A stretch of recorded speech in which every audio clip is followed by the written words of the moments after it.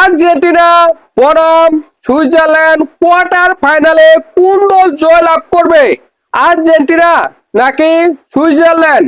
দেখেন, এবারে বিশ্বকাপে কোন দলই সহজ প্রতিপক্ষ নয় তা প্রমাণ করেছে কেপ ভার্দে এবং মিশর।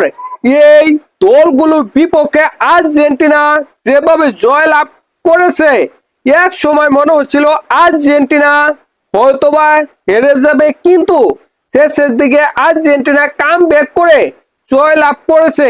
তাই সুইজারল্যান্ড আর্জেন্টিনার জন্য কোনোভাবেই সহজ প্রতিপক্ষ নয়। এই দলের সাথেও আর্জেন্টিনা হারতে পারে এবং বিদায় নিতে পারে এবারের বিশ্বকাপ থেকে। দেখেন, আর্জেন্টিনা ফিফা র্যাঙ্কিং এ 2 নম্বরে রয়েছে, অন্যদিকে সুইজারল্যান্ড রয়েছে 19 নম্বরে। এই কারণে অনেকে সুইজারল্যান্ডকে দুর্বল ভাবতেছে।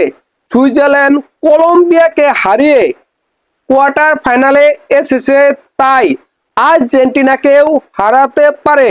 দেখেন, আর্জেন্টিনা এবং সুইজারল্যান্ডের মধ্যে 7টি ম্যাচ হয়েছে, তার মধ্যে আর্জেন্টিনা জয়লাভ করেছে 5টি ম্যাচে, সুইজারল্যান্ড জয়লাভ করেছে 1টি ম্যাচে, ড্র হয়েছে 1টি ম্যাচ। দেখেন, পরিসংখ্যানে আর্জেন্টিনা এগিয়ে রয়েছে, অনেক বেশি এগিয়ে রয়েছে।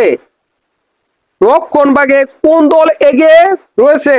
দেখেন, কেপ ভার্দের বিপক্ষে আর্জেন্টিনা যে 2টি গোল হজম করেছে, সেই 2টি গোল হজম করেছে মূলত রক্ষণভাগের ব্যর্থতার কারণে। যখনই কেপ ভার্দে আক্রমণ করেছে তখনই আর্জেন্টিনা রক্ষণভাগ একেবারে ভেঙে শেষ হয়ে গেছে।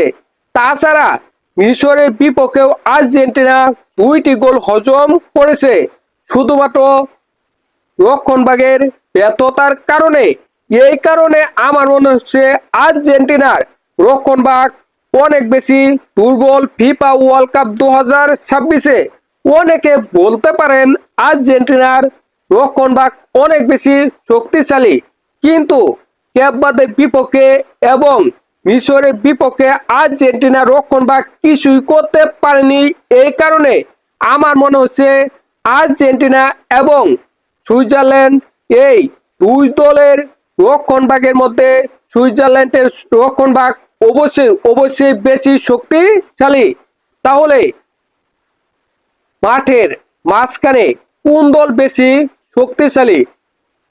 দেখেন, যে দল মাঠের মাঝখানে ভালো খেলতে পারবে ওই দলই এগিয়ে থাকবে, এটা নিঃসন্দেহে এগিয়ে থাকবে।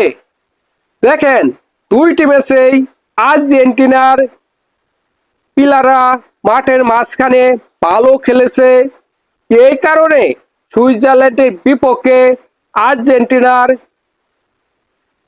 ফুটবলাররা মাঠের মাঝখানে ভালো কিছু করবে, এটা নিঃসন্দেহে বলা যায়।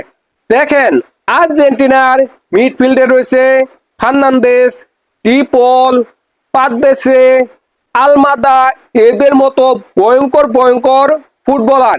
এই কারণে আর্জেন্টিনা মিডফিল্ডে অবশ্যই এগিয়ে রয়েছে। আক্রমণ ভাগে কোন দল এগিয়ে রয়েছে? ধরেন, আপনি অনেক ভালো খেলতেছেন, কিন্তু আপনি আক্রমণ করতে পারতেছেন না, আপনি গোল করতে পারতেছেন না, তাহলে তো কাজ হবে না। যেমন আর্জেন্টিনা কেপ ভার্দের বিপক্ষে 3টি গোল করেছে এবং মিশরের বিপক্ষে 3টি গোল করেছে, তারপরেও আর্জেন্টিনার আক্রমণ ভাগের দুর্বলতা রয়েছে। শুধুমাত্র মেসি ছাড়া আর কেউ গোল করতে পারতেছে না। দেখেন, মেসি অসাধারণ অনবদ্য ফুটবলার, তা নিয়ে কোনো সন্দেহ বা সংশয় নেই, কিন্তু আলভারেজ বা লাউতারো মার্টিনেজ এরা ভালো কিছু করতে পারতেছে না। এই কারণে আমার মনে হচ্ছে আর্জেন্টিনা আক্রমণ ভাগ কিছুটা দুর্বল। তারপরেও সুইজারল্যান্ডের চাইতে এইখানে আর্জেন্টিনা অবশ্যই এগিয়ে রয়েছে, নিঃসন্দেহে এগিয়ে রয়েছে। দেখেন, আমার মতে এই ম্যাচে আর্জেন্টিনা এগিয়ে রয়েছে, অনেক বেশি এগিয়ে রয়েছে। এই ম্যাচে আর্জেন্টিনা জয়লাভ করার সম্ভাবনা 70%, অন্যদিকে সুইজারল্যান্ডের জয়লাভ করার সম্ভাবনা 30%। আপনাদের কি মনে হয় অবশ্যই কমেন্ট করে জানাবেন।